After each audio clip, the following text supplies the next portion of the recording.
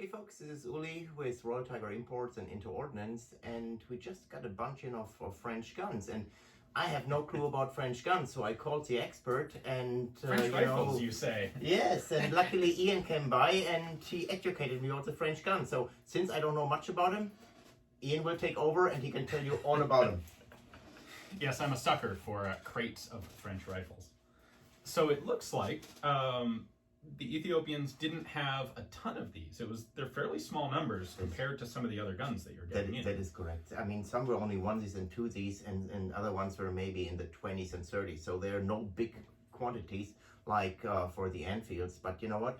These things are really, really cool. They are super cool. So the biggest group was Lebel rifles, and they're 1886 M93 Lebels, which is sort of the standard. There weren't a whole lot of variations in Lebels. This is the standard World War I infantry rifle version. Almost all of these are antiques. A few of them have World War I replacement barrels. Okay. But what was interesting to me is it looks like most of what Ethiopia got in the way of Lebels, they got before World War I, because most of them have original 1890s and 1880s barrel dates. Well, that's interesting. And I see also they have these Ethiopian markings on them. Right. So that's another interesting point where some do and some don't. Right. When they do, they're generally on the chamber or the barrel just in front of the rear sight. Does this one? This one actually does not. A few of these are matching, which is really cool. Most of them are mismatched, which is kind of typical of what we see for those. Right. So those are Lebels. And then the next most substantial quantity, the other one that they had in significant numbers, appears to have been the 0715 Berthier, which was sort of this was the substitute standard French combat rifle in World War I. Basically, they went into World War I using this, but they were no longer manufacturing it by World War I. Oh, really? I didn't know that. The Berthier was already in production as a colonial rifle, and it was cheaper to make. And so when they realized just how many guns they were going to need for the Great War, they put this into mass production as a new service rifle. Okay, so cool. These are all, well, most of the Lebels are antiques. The Berthiers, these 0715 Berthiers, are all curio and relic guns. Oh, interesting. And tell me about the caliber. Is this 8mm Lebel, or which is the caliber? Yes, all three of these are in 8mm Lebel. So all the same cartridge. A small number of these, and this is a cool example of one, were made by the Delaunay Belleville company, which was actually the only commercial company that was successfully able to make the Berthier on a military contract during the war. Oh, that's cool. They were a car company before the war. They actually made really high-end custom automobiles. So kind of like a Rolls Royce. Kind of, yeah. Oh, cool. There were like, I should have taken notes on this before, but it was like the King of Serbia, I think, and Tsar Nicholas both had Delaunay Belleville automobiles. Very fancy cars. And the company, like so many companies in France, Germany, basically all the major combatants, they took on military contracts. And they made just under 200,000 Berthiers. Oh, that's kind of a small number. Yeah, out of 3+ million total, 200,000 are Delaunay Belleville. This one has a really nice, clear receiver marking on it. Oh, that's beautiful. I show you guys later on when I take the camera out and I show you all the details of these guns. Oh, that's awesome. So how many were there actually in the shipment? How many? I think I saw 5 or 6. 5? Something. Don't quote me on that. It was a relatively small number, but it was enough. There were more proportionally than I would expect. Okay. So, if you got in, normally if you got in like 150 Berthiers, I would expect 1 Delaunay Belleville. Okay. But in reality, it was like 70 of these total, and 5 or 6 of them, I think. So it jumped out at me as an unusual thing. That's cool. So there are those. These are actually kind of hard to find in the U.S. in their original 3-shot configuration. Oh, it's a 3-shot? So, yep. Right after World War I, the French upgraded most of them to 5-shot. And you can tell because they have this metal extension below the magazine. I see. Okay. And most of what you see in the U.S. are 5-round converted rifles. So it was kind of cool that there was not a single 5-round rifle in the Ethiopia pack. So they're all in original condition. They're all 3-shot guns, which is cool.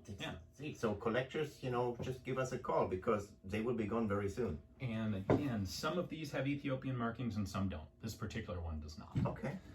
And then the last batch, which was some of the most interesting to me because they're some of the rarest to find in the U.S., were carbines. And there were, I think there were about 15 carbines total in the lot. And about a third of them were M16 carbines, which are post-World War I 5-shot carbines with upper handguards. And then about 5 of them were 1892 carbines, which is basically the carbine version of this. 3 rounds. And they were made in fairly large quantity by the French, and they were issued out to artillery crews, machine gun crews, engineers. They were kind of the de facto carbine. Super. And then 5 or 6 of them were cavalry carbines, which look very similar, but they have, the stock goes almost all the way out to the end of the barrel. They're not fitted for a bayonet. Okay. And these were intended for cavalry troopers on horseback. And they didn't need a bayonet because they had a sword. Right. So why are you bothering with a bayonet if you're already wearing a proper sword? And a number of these guns still have their original clearing rods. That's something that the French decided they didn't need by the 1920s, and they got rid of them in... We're back! So the French got rid of the clearing rods on all the guns that were still in French service. Okay. So finding them today is really quite scarce. Oh, really? And a bunch of these carbines still had the slot for them, and a few of the guns actually, like this one, still had the original rods. That's really cool to me as a French collector. So the overall condition varies.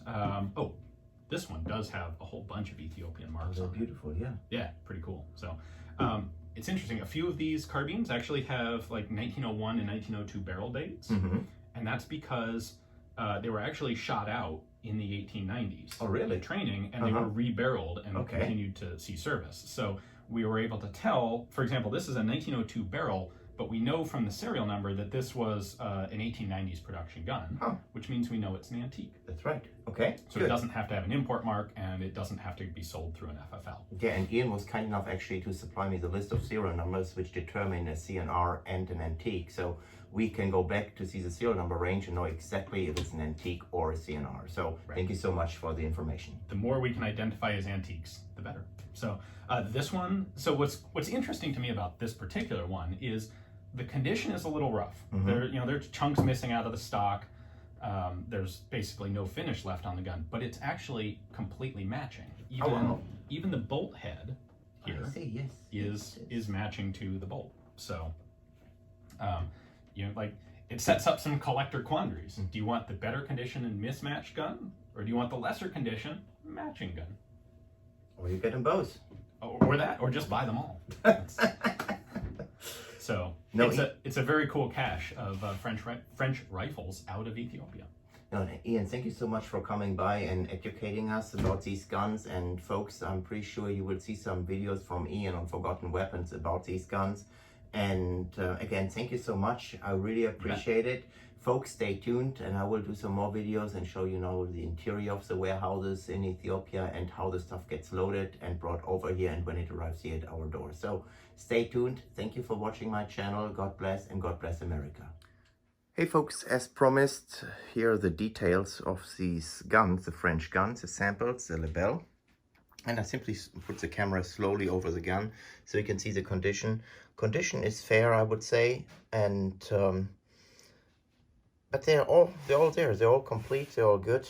Many of them are matching. Some of them are not matching, and you see the condition. So we marked the antiques with yellow tape, so it's easy to identify. And I think they will clean up very nicely with a little bit of TLC. So here we go. There are the details.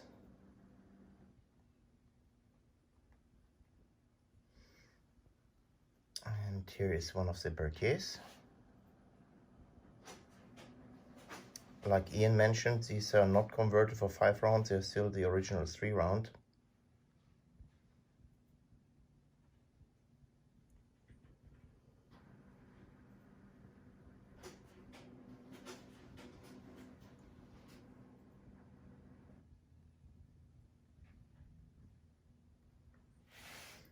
And here is the carbine.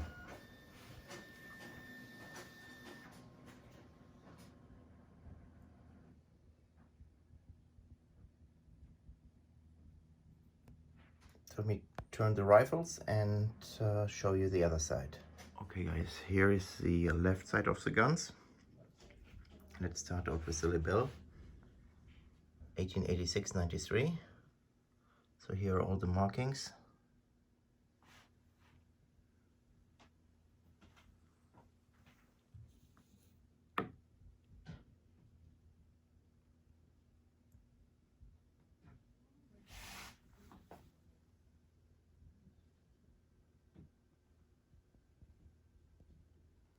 again, this one, for example, is an antique.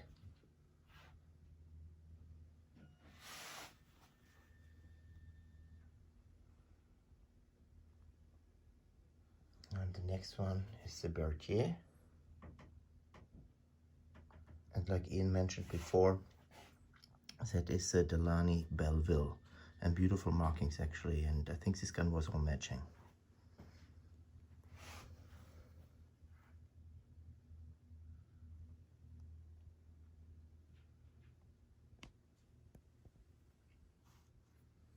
In this case, it's a CNR, I think. And last but not least, we have the carbine here. Cavalry carbine. Here are the markings. And this one has a really cool Ethiopian marking, so probably Emperor Menelik. And it is an antique. And again, the nice cleaning rod here with the brass head. Condition is not that great, but again, it's original. It's not tampered with, and it has the original 3-round magazine. In this case, I think it was also all matching. Well, folks, that's it so far. Give us a call if you have any questions, and we'll be more than happy to answer the questions you have. And stay tuned. We appreciate it, you checking out our channel. God bless, and God bless America.